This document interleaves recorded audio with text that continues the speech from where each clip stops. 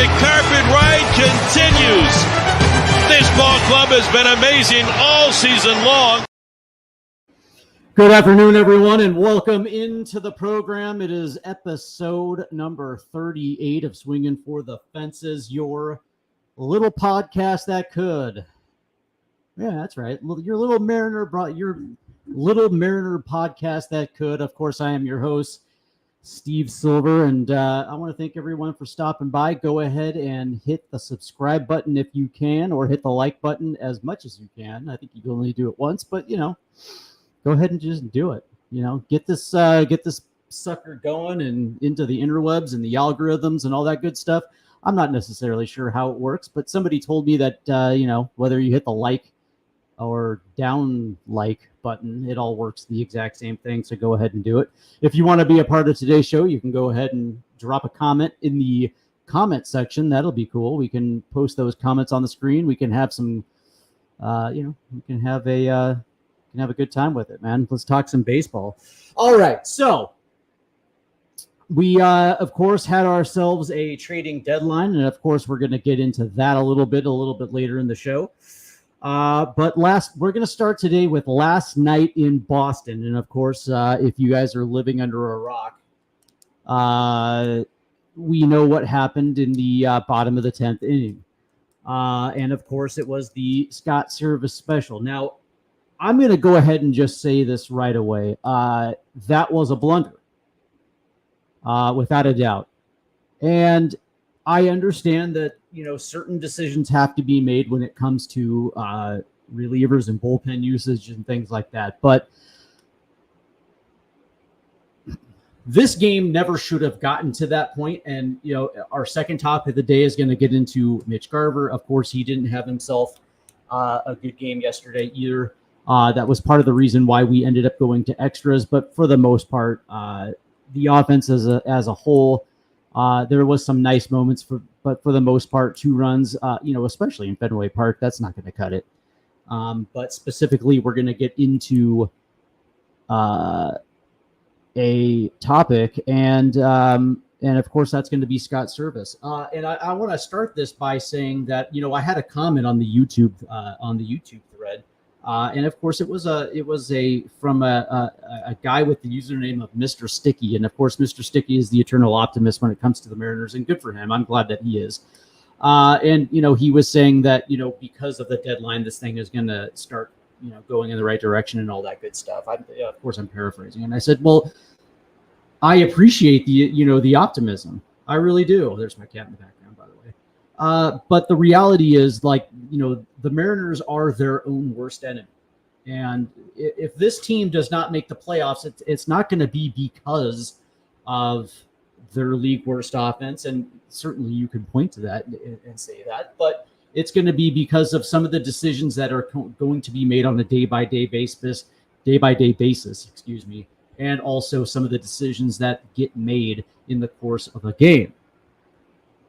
For instance, last night in the bottom of the 10th inning. Now, I know a lot of Mariner fans on Twitter were saying, well, you already had Andres Munoz warming up at a certain point, and that was certainly true. We saw that.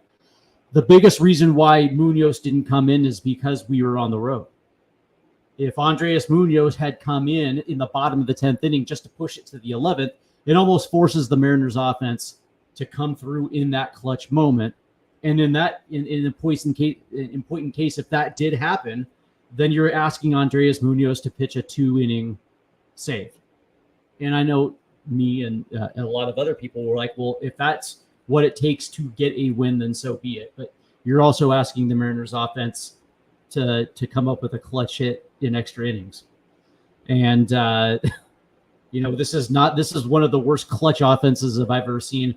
Very bad 2-strike team. In those type of situations, but you just never know how that's going to play out. Instead, we got Jonathan Diaz. Now, a quick summary on Jonathan Diaz, and it goes to a question. Number one, where has Jonathan Diaz been pitching all season long? Tacoma. There's a reason why he is in Tacoma. He is depth. He is not necessarily a league average pitcher when it comes to his fastball, when it comes to his cutter, his slider. They are just a little bit below league average, and he is up here to eat insignificant innings, i.e., if a starter goes out and struggles. For instance, a couple days ago when Logan Gilbert went out and got lit up in that third inning, and ultimately you had to go to the bullpen a little bit early. That's Jonathan Diaz territory. When you're coming in the fourth or fifth inning to eat up a couple innings before you can segue to the latter half of the ball game. That's, it's like I wouldn't say that they're pivot guys, because a pivot guy is usually sixth inning territory where you pivot to the back end of the bullpen. Jonathan Diaz is mop up duty guy. So you actually don't have to burn through your bullpen. He's a guy who can come out and give you 2, possibly 3 innings, depending on the scenario. That is Jonathan Diaz territory. This last night was not that. That was not Jonathan Diaz territory whatsoever. I don't necessarily like the idea of bringing in Trent Thornton, but if you don't want Andres Munoz pitching 2 innings, which makes no sense because you have today, there's an off day. So if you have to bring him in to pitch multiple innings, that's fine, because today is an off day, which means he has the day off. Okay, obviously. And you can reshuffle your bullpen heading into the weekend series in Seattle. Makes perfect sense. But that's not what we have. So the scenario is the Mariners, unfortunately, they have the bases loaded with 2 outs in the 10th, and Mitch Garver's up with 2 outs, and we know how that plays out. It's unfortunate. So we go to the bottom of the 10th inning, and now all of a sudden, runner on second base, the winning run is on second base, and Boston has their most dangerous hitter in Rafael Devers. And you have first base open, and you have a right-handed bat due up next.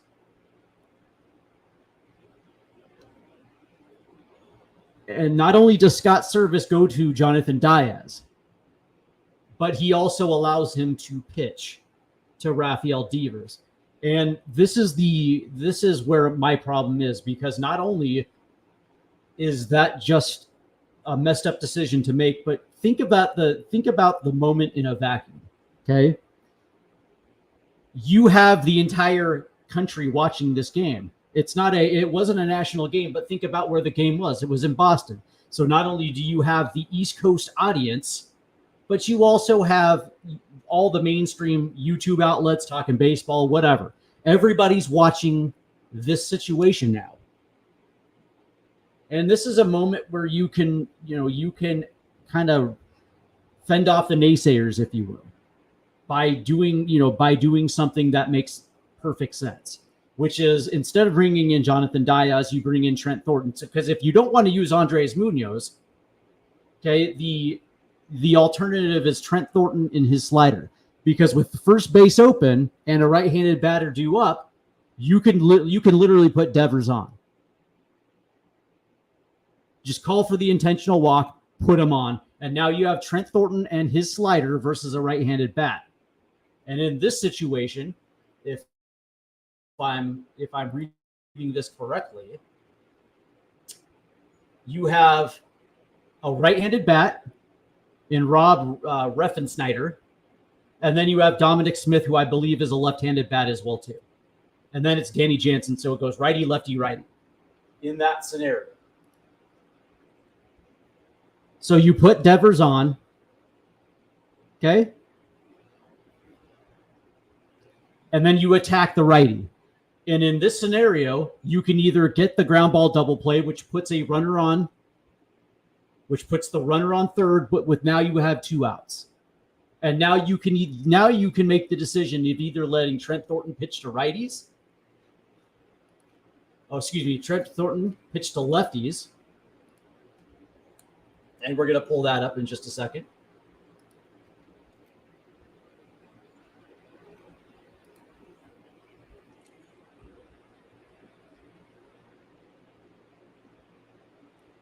And, Trent Thornton versus right-handers. They're hitting, 225 with a 319 OBP. They're only slugging 388 against them. Versus lefties who are hitting 256 with a 289 OBP, slugging 423, OPS plus below 100. So in either situation, he seems to be pretty consistent against righties and lefties in that situation, and that makes a tremendous amount of sense. What you don't do is you don't allow Jonathan Diaz to pitch to Rafael Devers. Not in that situation. You don't even bring in Jonathan Diaz. That's not Diaz territory at all. And as we were talking a little bit earlier, the reason why he's here is to eat up innings in case a starter gets into trouble and you had to pull him out early. Point in case the Logan Gilbert start from a couple nights ago, when he gets roughed up in the third inning and all of a sudden it's an 11-1 ball game. That is Jonathan Diaz territory. Perfect area for him to come in, eat a couple innings, and if he can give you 3, perfect. But this is not that. This is a territory for your high leverage arms. And oh, by the way, Yimi Garcia. I know he had pitched 3 out of the last 4. And we're gonna pull this up real quick, because I'm curious when the last time that he pitched. Let's find out.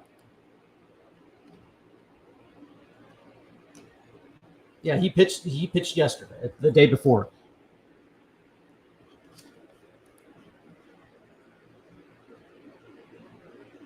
And he only threw 11 pitches. But you're in a situation where you're trying to bridge the gap to get back to the top of the 11th. This is not a hard decision. And by the way, if you walked Devers, and let's just say Trent Thornton gets the double play, dials up a ground ball double play, and runner on third, 2 outs, and let's just say that the next guy up, their first baseman, hits a single. Game over. But at least you lost making the right decision. Instead of this, where you make the wrong decision and now the entire Twitter sphere, the Mariner Twitter sphere, is lighting you up like a pinball machine.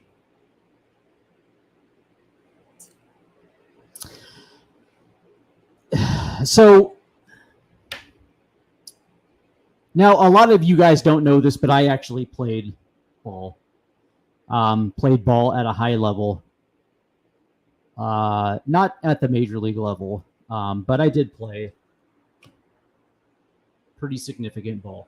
And I can tell you that, there's good managers and then there's bad managers. And the good managers understand 3 steps ahead. They understand how this is going to play out just by the tones and the rhythms of how the game is progressing. They're always going to have a plan for the next 3 innings. They're 3 steps ahead. It's why Lou Piniella was a good manager. He understood the rhythm of a game and how it was going to proceed. And he had, in case of things, already planned out. He already knew how that was going to play out. He knew exactly who was up, who was available for the opponent. He understand exactly what he had, where this was in the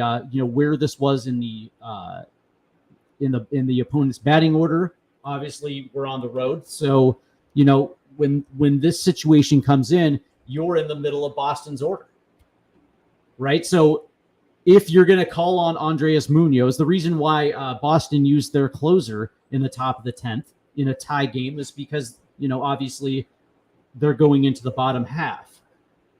So if we're going to do this, like if this was 1, 2, 3, yeah, you probably are. You're not going to go into the bottom of the 10th with the top of their order coming right into 3, 4, and 5. But this is 5, 6, 7. Okay, and so if you have to use Munoz for a 2-inning save, okay, because it's not only is it 5, 6, 7, but then it's 8, 9, 1. You actually kind of like those odds. already again, Trent Thornton, he was already up and warming up at one point. And again, it's 5, 6, 7. It's actually not a bad position to be in for a reliever. But, Jonathan Diaz, who is not a high leverage reliever under any condition, should not be facing Rafael Devers. And he, especially if you do intentionally walk him. I know Servais likes to play matchups, but, the reality is, the matchup is righty versus righty as soon as you put Devers on first base. And then let's just say that played out. Let's just go ahead and play this out. Okay. So let's say that you walk Devers and Trent Thornton is in righty versus righty. And let's just say that he does his job and he dials up a ground ball double play. And in that situation, now with 2 outs and runner on third, let's just say that you want to go to Diaz at that point, lefty. And I think if my memory serves me correctly, that would be Dominic Smith. And I believe Dom is he? Yeah, he's a lefty. So if you want to go lefty in that situation, you most certainly can, because at least it's not Rafael Devers. It's a guy who's hitting what?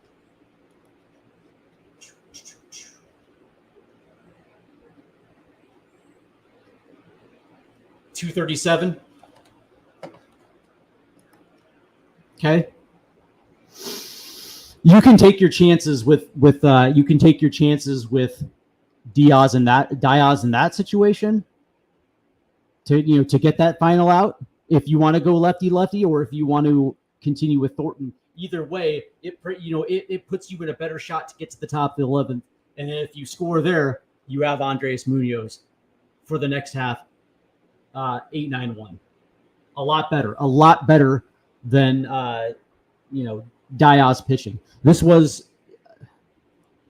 are the things that bug me on this level, because we talk about the things that are holding the Mariners back, and yes, we can point to the offense, and we can point to the fact that even though that Rojas hit a dinger yesterday, for the most part he has struggled minorly. Mitch Garver, the Mitches, Dylan Moore, for the most part, a lot of these guys are still struggling. And of course we have a lot of injuries as well too. So we don't have a full lineup. So there's going to be times where runs are going to be at a premium, but you want to put yourself in a position to actually succeed. And these are the type of decisions that don't. And I always go back to this point. It's like, we can say that, offense, yes. Sometimes bullpen can be an issue, but really it's the decisions that are in game that take away from your ability, take away from your strengths in order to win a ball game. And these are the things that Scott Servais continues to do. That these are the type of games that you lose, that come back to bite you in the ass at the end of the year. Like when this team misses if this team misses the playoffs, these are going to be the games that you point to and say, like, winnable ball games that we've lost this year. How many times have we lost a ball game that we should have won because of bad decision making? Like, these are for me, like when people talk about, wanting Scott Servais fired, these are the things that, like, when I agree, it's not because he's mediocre, this, that, or the other. It's like, it's the in-game decision making is not good. The constant need to go matchup, like lefty, taking pitchers out a little bit earlier because you don't want them to go through a lineup a third time. And then, the handling of certain decision making when it comes to the bullpen, where you're not even giving yourself that solid of a chance to play to your strength. These are the things, man. These are the things that separate us from being, championship quality. Yeah, I know, like, the players like him, but who cares?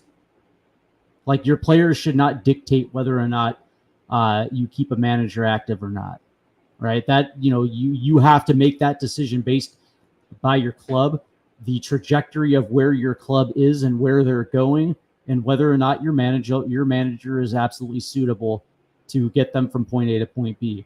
And also, I always believe this too, and it doesn't matter what sport you're at, what sport you play, whether it's baseball, football, basketball, soccer, hockey, whatever.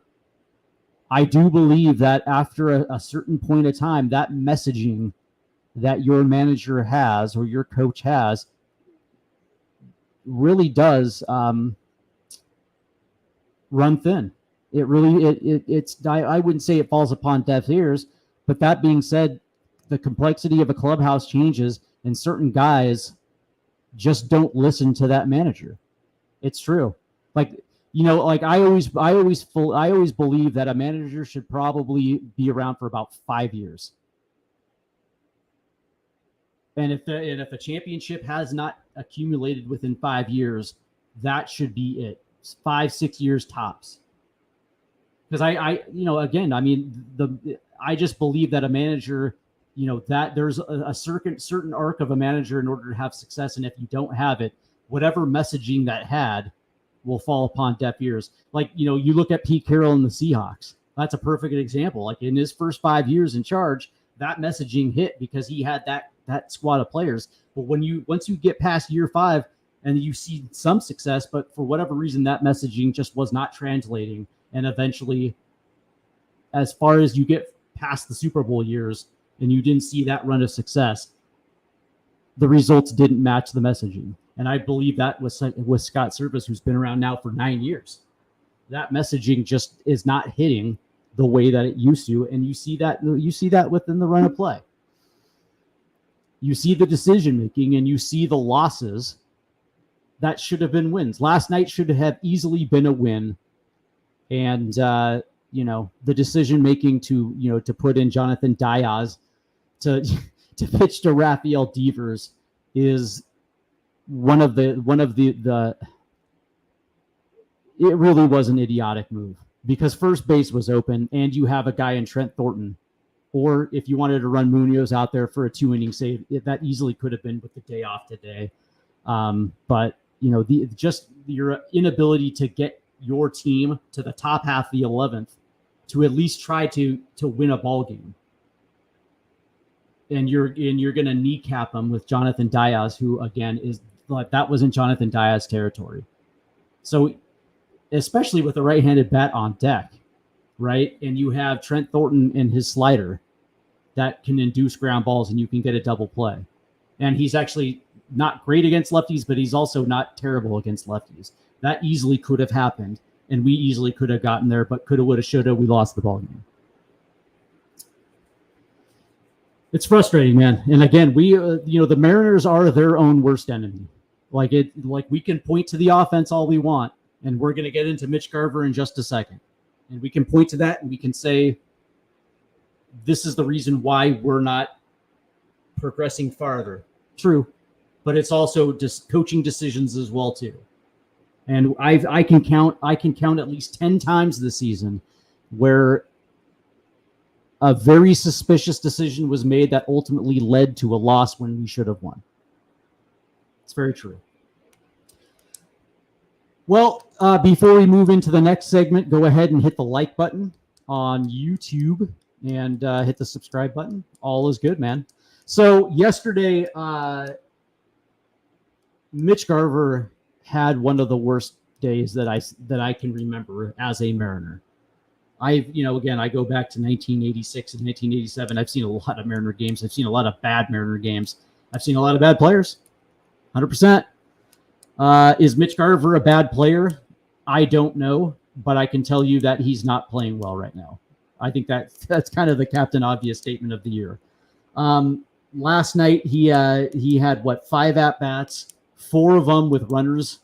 He had one at-bat where he led off and he popped out to short, but he had 4 times where he had runners on. 3 of them, I believe, with 1 on. 2 of them runner in scoring position. Then he had a bases loaded opportunity in the 10th inning, in which he grounded out with 2 outs. And in I believe it was his first at bat, he had runners on. 1 of them was in scoring position. He struck out.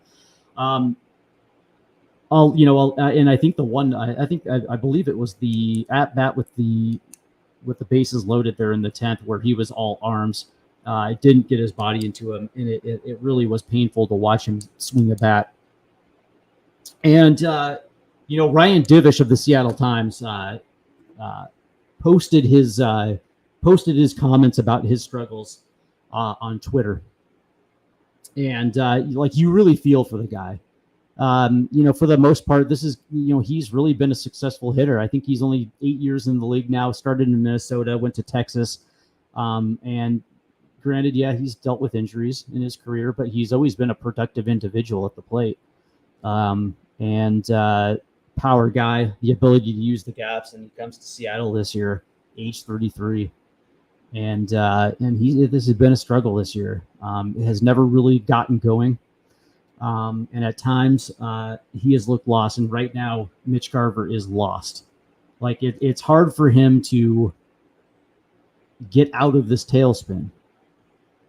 And it's tough. It's tough to watch because I understand how hard it is to get your mind right and your mind prepared, especially when you have coaches feeding you information. And this gets back to the whole hitting philosophy the Mariners have and how they just cram so much information into a player's head before you step into the batter's box. And, the interesting thing is,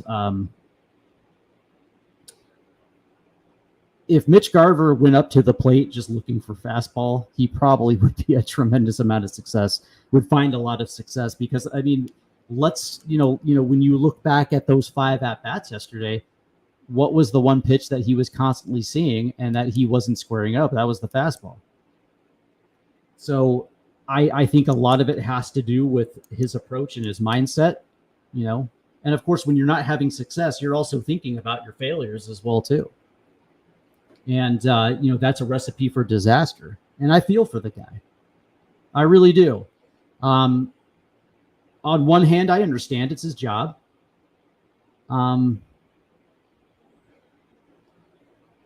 that being said, your job and the reason why you're paid the way you're paid is for you to navigate your highs and your lows. This is the ebb and flow of a Major League Baseball player. You're going to have moments where the league catches up to you, and it is your ability. The reason why you're being paid the way you're being paid is because you've shown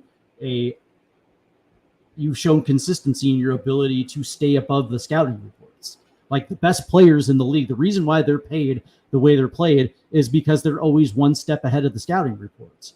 So, when pitchers key into some of your soft spots, it's the batter's recognition of understanding what they're trying to do to you, and then your ability to adjust and stay ahead. Name a player: Shohei Ohtani, Bryce Harper, Juan Soto. Of course, these are the upper echelons, but Mitch Garver was Seattle's highest paid free agent bat to date. So in this context, he is, I guess, the Mariner equivalent of that. And he had shown a knack to be able to do that at least consistently enough to be a 2080 guy. He's done that. Last year in Texas during a World Series run, he was unbelievable in the postseason. He was unbelievable with his approach, and he was able to stay ahead of the strikeouts and stay ahead of what pitchers were trying to do to him, and he was absolutely successful. And this year, he's just lost. From the start of the season till now, he's lost in the midst, man. He's just nowhere to be found. And I think a lot of it has to do with the approach the Mariners are making him take. And I think it's also, I think it's a lot of things. But at this point, moving forward, Mitch Garver should not, he went from being a core member of our lineup to a backup catcher. And now it's to the point where, okay, fine, if you're going to start him, there has to be a left-handed pitcher on the hill. That should be the only time Mitch Garver steps into the batter's box if there's a lefty. if there's a pitch hitting situation and they bring in a lefty, that's fine too. At least put him in a situation where he's going to be able to pick up pitches coming out of a left-hander's arm. That makes sense to me, at least. But under no circumstances can you justify, and I understand why they did it, right? Because there's a day off today. It gives Cal Raleigh the breather, and I understand. Cal Raleigh's a fucking Iron Man behind the plate. That dude will play 25 straight if you ask him to, and and they'll ride that horse. But eventually you're gonna have to let that dude's knees have a breather. So we got Garver yesterday, and it was a disaster. But it's not all on Garver. Yesterday wasn't necessarily all on Garver. I don't think that would be fair to point to that. I mean, Randy Arozarena didn't exactly have the greatest game yesterday. Cal Raleigh didn't necessarily have the greatest day yesterday either. So this was the way I look at it, this was kind of a lineup failure. But it is what it is. You have to be able to persevere. And it was what it was. But I understand the reality of the situation because Victor Robles, who has over the course of the last month has slowly emerged as one of our better hitters. He's dinged up with a hip injury. We have Julio out, who could be back this weekend. The word is that he will be back on this homestand. Now, whether that's this weekend or next is yet to be determined, but he will be back sooner rather than later. J.P. Crawford's out until September at the earliest. Santos goes down again. We have injuries, man. And so this thing isn't going to look better for a while. Like it's incrementally going to get better, but the Mariners are dinged up. So unfortunately you have to make do with the guys that you have. But the question, here's an interesting question. Of the Mitches, who would you give at bats to versus right-handed pitching, excuse me? Is it Haniger or Garver? I mean, the obvious answer is neither. But I guess if I had to choose, I probably would take Haniger maybe. But Garver at this point, neither of those guys should ever be facing right-handed pitching, ever. But under the context with the injuries that we're dealing with, and the fact that right now the Mariners are nicked up a little bit, which is again why we probably should have at least swung a deal for one more bat at the deadline. Coulda, woulda, shoulda, but it is what it is. Neither should be facing right-handed pitching at this point, and especially Garver. I know somebody on Twitter said, why don't you put him on the 10-day DL and just give him a break, let him check out for a week. And normally I kind of scoff and laugh at healthy scratches, but maybe it might do him a world of good just to decompress and get away from baseball for a few days. But you can do that anyways without putting him on the DL. But the best way to get out of a slump is to swing your way through it. And I always get back to your approach. And again, I didn't play Major League Baseball, but I certainly have played baseball for a good portion of my life. And I can tell you, when I stepped into a batter's box, I only looked for one pitch and one pitch only. That was fastball right down the middle of the plate exclusively. And there's a reason for it. I always liked to get on base. That was my job, to get on base and get on base. My job wasn't to hit home runs. That was not my job. My job was to get on base. And by always looking for fastball down the middle, it actually helped my batting eye pick up other pitches. And it actually helped me to pick up slider or off-speed pitch low and away. It actually helped me because I'm always keyed in and locked in on one pitch. And of course, the different situations arise. Of course, if there's a runner on first base, defense is double play depth. There's always a hole to the right side, right? So if you get a fastball a little bit up, you can wait on a little bit and drive it through the hole. You know what I mean? Like there's different situations in what pitches you're going to be looking for. But if you're constantly looking fastball, you're going to be constantly swinging at fastball. And if there's nothing within the scope of the strike zone, obviously you're just going to take it. But that's the thing. It's like I truly believe that Mariner coaching is also playing to the detriment of some of our best hitters. I mean, I'll give you a good example. Julio Rodriguez, his rookie season and last season, what was Julio's big problem? Chasing slider low and away, or off-speed pitch down in the zone. Julio seemed to chase that pitch quite a bit. But when it came to fastball or fastball middle, cutter inside, Julio always seemed to turn on those pitches and deposit, and it was always exit stage left field into the bullpen. Right? Like Julio never had a problem with fastball, handling fastball at all. And yet this season, what have we seen Julio do? He wasn't necessarily chasing slider low and away anymore. He was working counts a little bit, and he would draw the occasional walk. But what ended up happening? He couldn't catch up to fastball anymore. And when he did, he fouled it off because he was late. So you can't tell me that Mariner management has not played a role in some of these guys in their approach.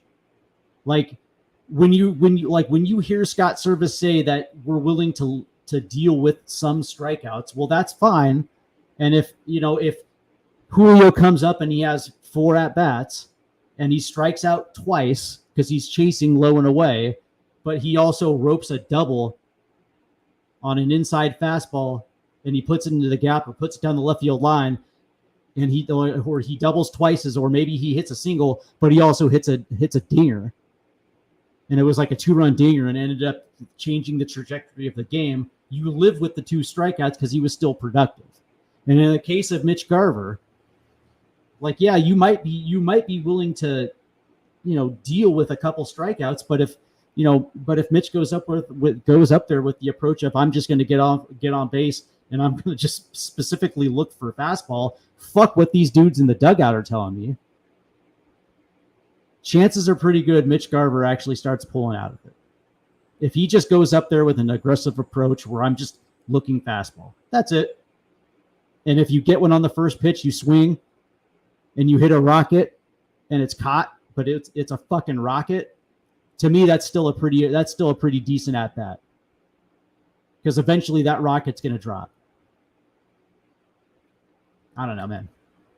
There's a certain, here's the thing, and I'm certainly not telling players to ignore your coaches. That's not what I'm saying at all. But as a player, you are the one that's stepping into the batter's box, not Scott Servais. You are.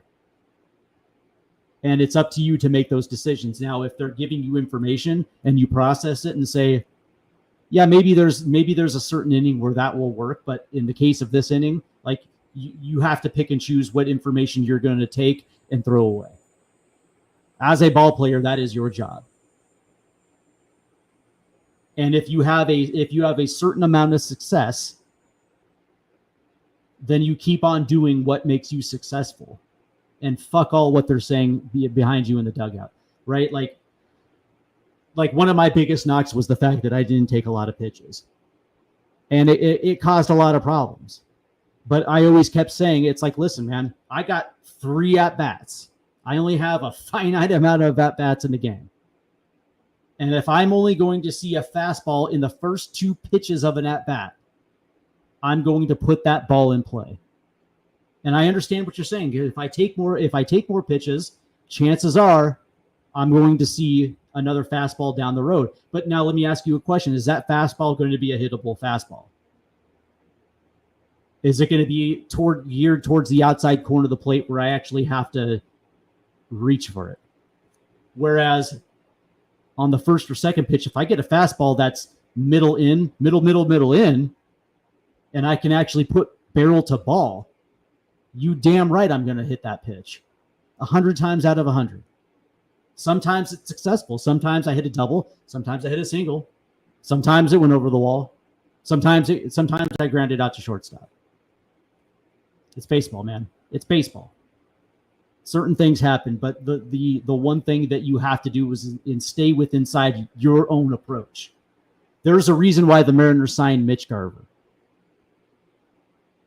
And that reason was because Mitch Garver hits the baseball. And he does it at an above average clip.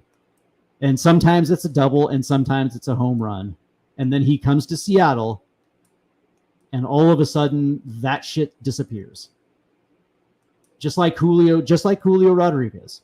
Just like JP Crawford coming off a career year. And now all of a sudden JP Crawford can't hit a fastball, just like Julio Rodriguez and Cal Raleigh cannot hit a fastball. That shit didn't happen, by happenstance or coincidence.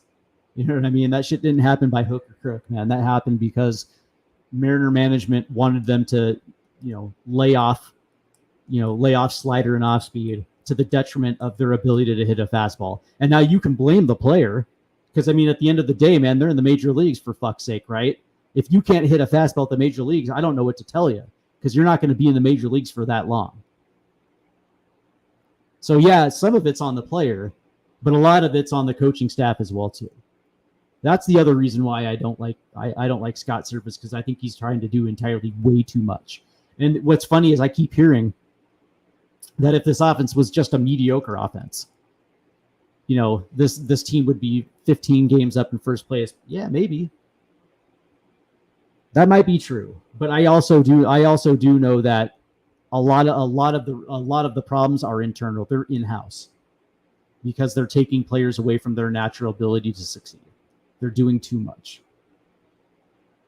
And to me, that's just as to me that's equally as detrimental as what we saw last night in Boston, having Jonathan Diaz pitch to Rafael Devers. That's equal. Like both of them to me are just as equally as detrimental.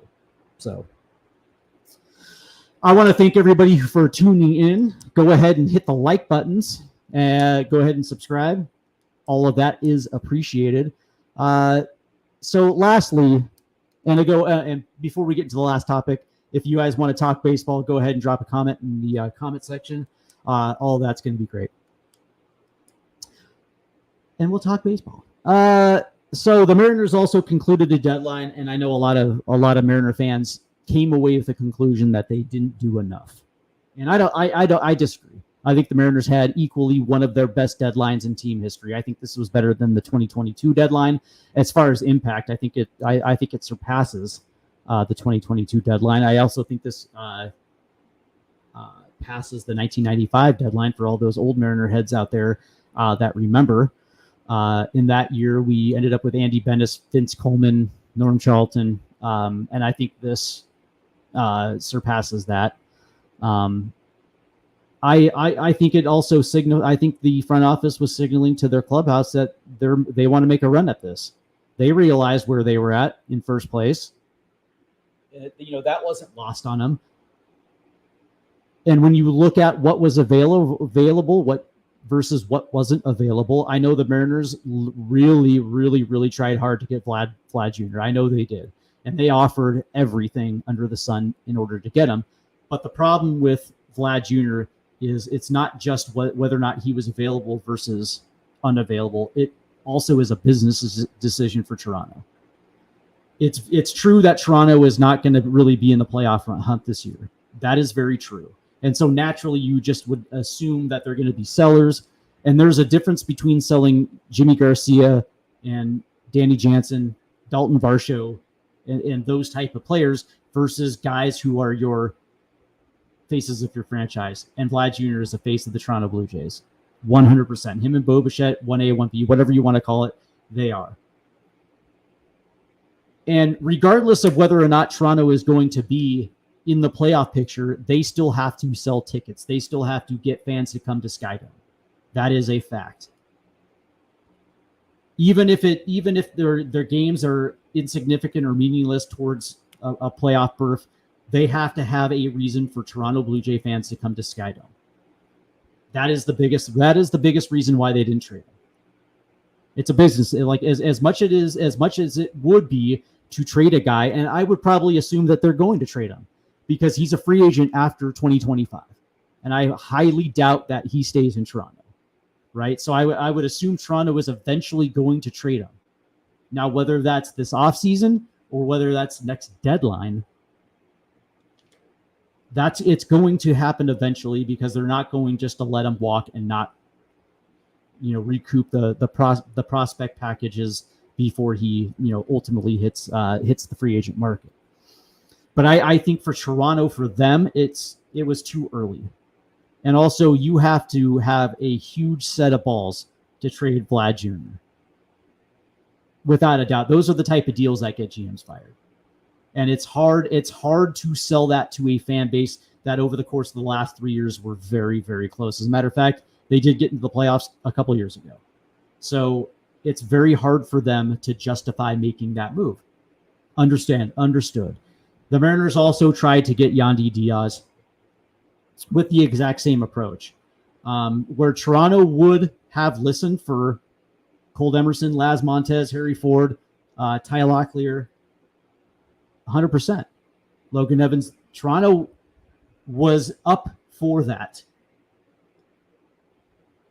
And that, then, as a Mariner fan, that's equally as justifiable. I wouldn't have cared if they would have traded 4 of their top 6 top prospects to get them. Who gives a shit? Mariners are very good at drafting. They would have redrafted their replacements in the scope of the next year and a half anyways. Not a big deal. But Tampa, again, business decision as well too. They need people. They traded Paredes and Randy Arozarena, but they still need players that fill seats. This is equally as a business decision. Whereas Toronto would have listened to that package prospects. What Tampa wanted was arms. They wanted pitching, and they did get a good one off of us and Brody Hopkins. But the reality was that it's like, in order to get Yandy, you probably would have had to part ways with Miller or Wu, and I don't think Hancock was good enough. It is what it is. So, of the bats that were available, the Mariners got the best bat that was available. Randy Arozarena is a big name. Randy Arozarena, I think he was LCS MVP in 2020 in the bubble year. Very good postseason bat. I don't think we're going to see those levels of Randy Arozarena, but we're still going to see a guy who is going to be a 25-30 home run guy. And we get him for the next 3 years. That was the big thing. It's like, did you get a big bat? Not just for this season, but also for the next couple. Check off that one. They also got Justin Turner, who I know Mariner fans are like, well, he's 39 years old. Who gives a fuck? Like, those are the type of questions that you have to ask yourself in the off season. Coming into the new season, does it make sense to have a 39-year-old guy? Which is, I would probably assume that's the reason why the Mariners, this last offseason, the Mariners actually checked in with Justin Turner. And it was an issue of money plus age, and the Mariners decided to pivot to Garver. They checked in with Turner. 100% they did. And it was obviously Garver was the cheaper of the two. But we also, not only did we take on his payroll, but we also got in a time when Justin Turner was hitting the ball incredibly well. Both Arozarena and Justin Turner had been on a heater for the last 30 days. And that also matters too, because, like, for instance, like if they got Luis Robert, who is not on a heater whatsoever, those decisions came into it. So the Mariners were able to get 2 of the hottest bats on the market right now. And then they also chase bullpen arms, which they absolutely needed. Jimmy Garcia, one of the best relievers available on the market, they got him. And then they got JT Chargois, who was a part of this team in 2021, and who's going to play the exact same role that he played back then, which is he's going to be the first arm out of the pen.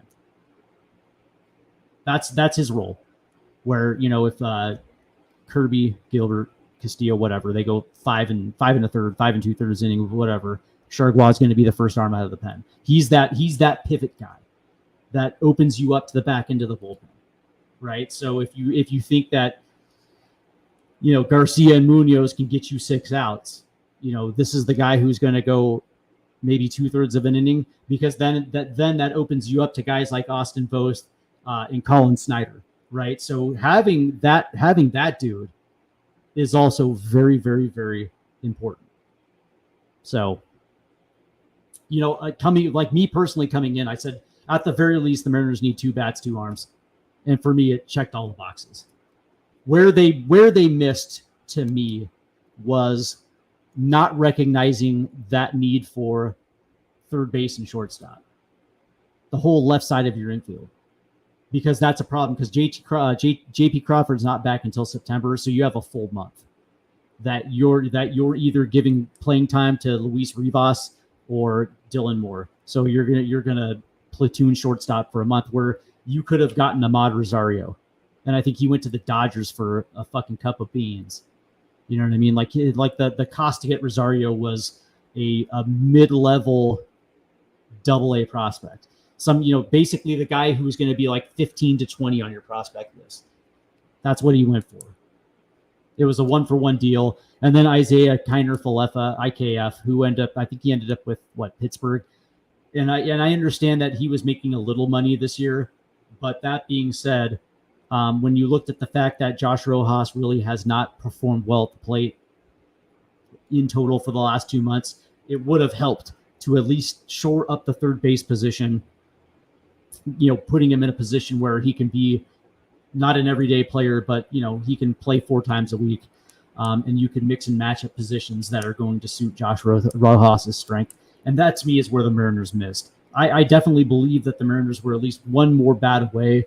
And I know they were checking in, but, I think they missed an opportunity, at least with those 2 guys. Because those specifically Isaiah Kiner-Falefa and Ahmad Rosario were on my list. Same with what's his ass that went to Kansas City. His name is escaping me right now, but it's coming to me. Okay, no, it's not. Anyway, so yeah, they're just getting an extra infield bat. Andy Ibanez from Detroit crushes left-handed pitching. He was on my list as well too. Somebody who, when you're checking in with the Detroit Tigers, I mean, most people were checking in with Tariq Skubal. The Tigers weren't prepared, which made no sense to me. But also, they had Mark Canha and guys like Andy Ibanez who were available. And that's where I think the Mariners missed out. Most definitely. Now you're in a position where, because you're nicked up, it's like, who do you have now down? Like, are you prepared to bring up Cole Young? You know what I mean? Like that's where we're at right now with the left side of the infield. So, all right. Well, I want to, overall, like, I'm not going to give a grade because it makes no sense to hand out grades right now. I will do that at the end of the season because we'll know if that had impact, right? If this team makes a deep run to the LCS, obviously it had a very big impact. And then you can say that, yeah, that might have been an A+ deadline.